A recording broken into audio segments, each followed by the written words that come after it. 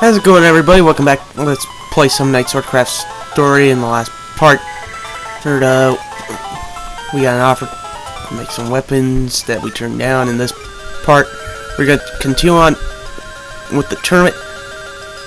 And Sanry's like, he got had an offer made to her as well.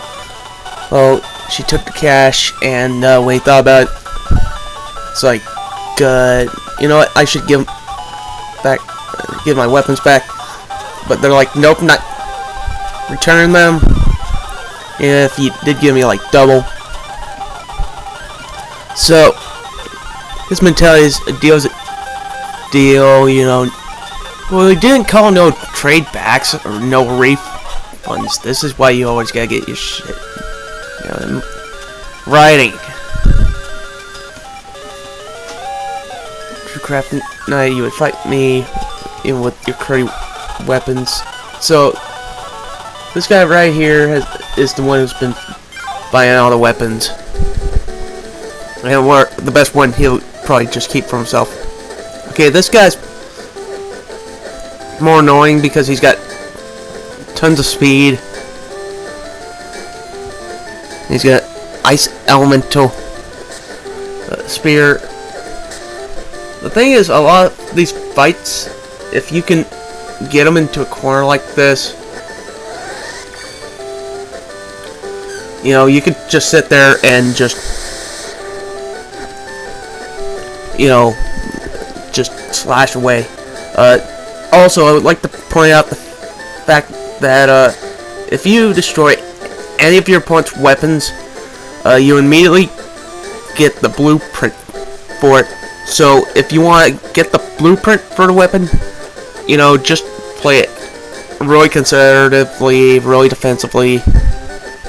But if you just want to win the fight because, you know, you think you'd probably get a better weapon than the one he's got right there, then, you know, go ahead, do so. Plus, all weapons have elements attached to them. So if you want to go a long way about building them, you know, go ahead and do that. But if you want to take a shorter route,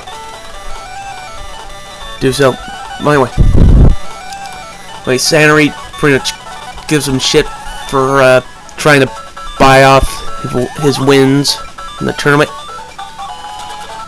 So now we got another fight. Second round's about to start, so I decided to just go in. Just heal up real quick. So the next fight, I swear on my head, you know, the last one's probably more or less one of the tougher fights in the game. So I end up opting out to get rid of the spear and the fist, and using just the sword, just because, you know, I like the meme speed. I like the, you know, the, like, just middle of the road kind of, you know, area. Okay, Kanan is probably one of the easiest fights in the game, and I don't even know why I used the Aqua Tornado here. By the way, here's what you can literally do. You can pin him right against the corner and just slash away. You just have to block where he jumps in midair, and you know, just get a couple of good slashes in. You know, rinse, repeat. Just make sure he doesn't jump over you. Then you have to get him into a corner again and do the same kind of stuff over and over and over. This guy is an absolute joke, and you can actually do this with like a few bosses, pending that you're quick enough and your reflexes are good enough. So there we have it, round 2 completed.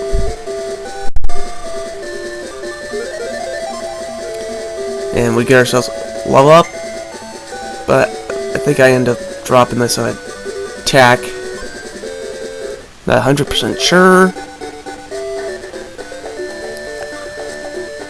He's like, you know, this pretty humble guy with axe. Sary's out here congratulating us for the win. Varil's like, I won my round too, so I've moved on. So he's gonna be a rival, much like most of the characters in the game. Middle of the night. Now we have a decision who to meet up with. And every single one of these bits here is, you know, time to, you know, get to know different characters better. I believe depending on who you end up talking to will be who ends up supporting you, you know, in later fights. So Brian's like, hey, good job. Good job, but we need help finding this kid named Razzie. So we're like, okay, we're the standard, typical good guy. And apparently, she's a little kid who, you know, ran off, fell down a hole. So we get a new sword technique, which I immediately want to get my hands on. And it is the sharp dagger. Here, I'm kind of iffy on whether I want to use it or not. And I opt to save the game real quick. I think at this time my brother was playing the game at the same time I was. I have no idea why I have some of these weapons. At this point, like the blue spear, I know why I have it. Knuckle, I know why I have it. Mainly due to the fact that, you know, I want to element on my weapons, but yeah, then again, now I could. But then again, when you upgrade element, it usually has better attack than the weapon you had before, and just better overall stats. Broken fan right there, and it's gonna be a fair bit of dungeon crawling here on out. A lot of the same fights. Sure gets a level up there. And we get more pumpkinos. I have no idea why I left that bit in there. So anyway, next floor. More weapons to unlock.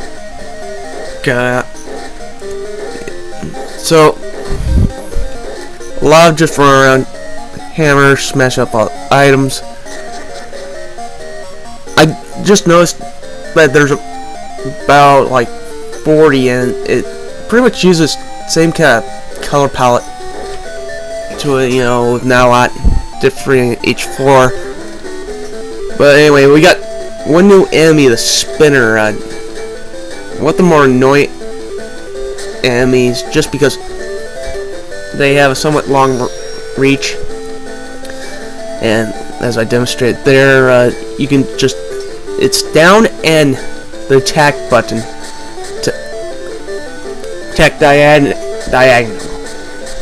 It's not left up and up left and attack, it's down and attack. So it's kind of like, you know, the Street Fighter 2020. And we got another new enemy, spell Axe.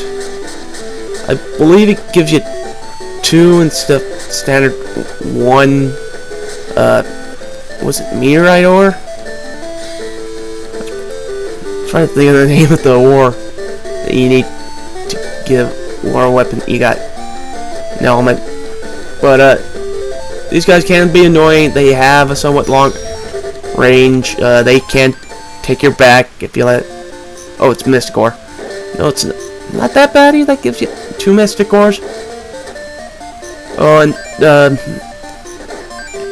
I looked through the bestiary, which you don't get till like 2/3 of the way into the game. Apparently there's only about 70 to 80 enemies. I'm thinking there's probably a good chunk in a bonus dungeon, because I only ran into about 30, maybe 40 if I'm lucky. Or there's just a lot of, you know, rare encounters. And we get the level 2 slime now, called Jelly. And I have no idea what. I think I just pitied some of my magic because how little I was using of it. And here's my one problem with sword. If there's more than one enemy on screen, it will not go through, and the attack will not go through and hit multiple enemies, which is probably the best thing about the spear. Sword is more, you know, just one-on-one. Got another level up there. But still, sword's really useful for, you know, one-on-one combat. But if you want to just get through a lot of these random encounters quick, you just use spear. Try to group up as many enemies as you can into basically one big kill zone. And I have no idea why I ran around in one giant ass circle there. Even though the frickin', you know, floor to go deeper is right there. I don't know, maybe it was because gray blended in and I thought it was a wall when it actually wasn't. So this stuff, like, seriously, this is like my serious first run of the game. So you get a spell, again, Mystic Ore from that spell axe, and that hole in the ground is, remember that for about, I don't know, a minute from now, because that's gonna be really crucial. So we have one final new enemy, the Cuckoo.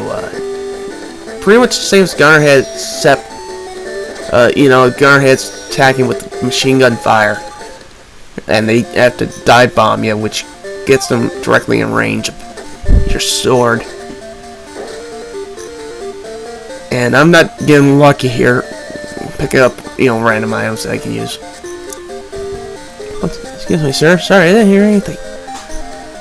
Coming from this giant hole in the ground.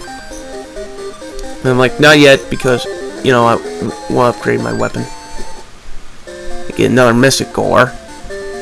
And this is pretty much where I cut it off, and I'll see you guys later. Have a nice day.